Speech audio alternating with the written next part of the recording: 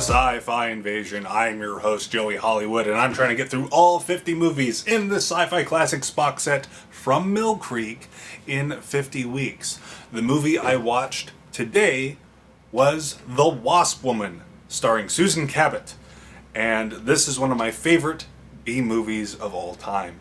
I love this movie. I even own it on Blu-ray.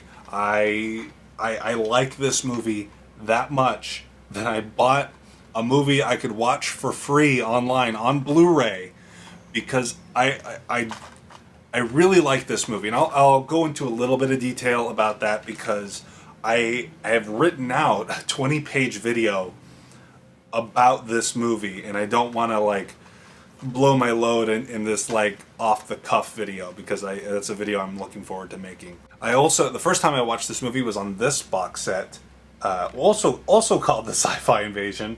I like this movie a lot. If you know anything about this movie, there's two different cuts of it, and the cut that's in here is the extended cut, which is my preferred version because it's slightly weirder.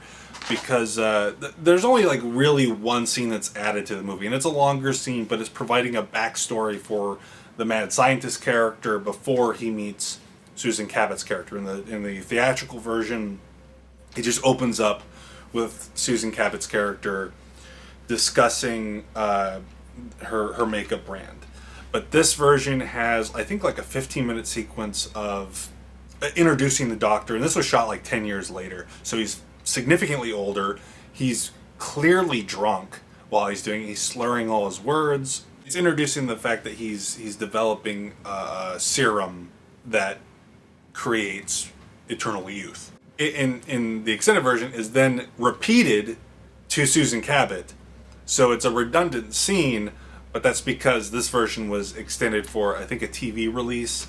But yeah, it's one of my favorite movies for a number of reasons, and not entirely because of the content within the film, but also it's called Mimesis, when life imitates art, and this is a perfect example of that because Susan Cabot was a pretty big star in her day. When her stars started to fade, a lot of crazy stuff happened. So in this movie, she is this renowned model for this company that she's the face of. She's a beauty thing, but she's starting to age, just like Susan Cabot did in real life. She stopped being in big musicals and started being in B-movie schlock. In the movie, she starts taking an experimental drug that turns her into a monster because she's seeking eternal youth. In reality, she had a son who suffered from dwarfism and was very unhealthy. And they started giving her son injections that were experimental to help with his unhealthiness. And a side effect of that was it kept him looking like a baby, very young. And Susan Cabot in real life started injecting herself with this experimental drug, which in real life turned her into a monster. Not a physical monster like a wasp woman, but an emotionally and physically abusive monster. In the movie, she is bludgeoned to death when she's a wasp woman, and in reality, she was bludgeoned to death by her son who suffered from dwarfism. It's an incredibly interesting story, the parallels between such an obscure, dumb movie, but it's something that's always fascinated me for years. And it's even before I knew that this was a movie that I was always drawn to. I mean, I've had it since it was on here. I think the version that's on there is the same one that's on here. It's a horrible transfer. If you like this movie, definitely get this one.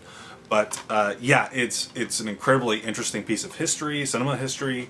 It's a Roger Corman flick, so it's during the heyday of Roger Corman making movies in 3 days, and they're all interesting. They're to the point. They deliver on what's advertised. The Wasp Woman doesn't look great. She just looks much like the movie we watched last week, The Horrors of Spider Island. It's just gloves and a mask. There's actually a sequence in here where they throw something at the Wasp Woman, and it actually physically injured Susan Cabot in real life. And I believe this was either her last movie or one of her last movies. I genuinely like this movie. I've thrown it on just for fun.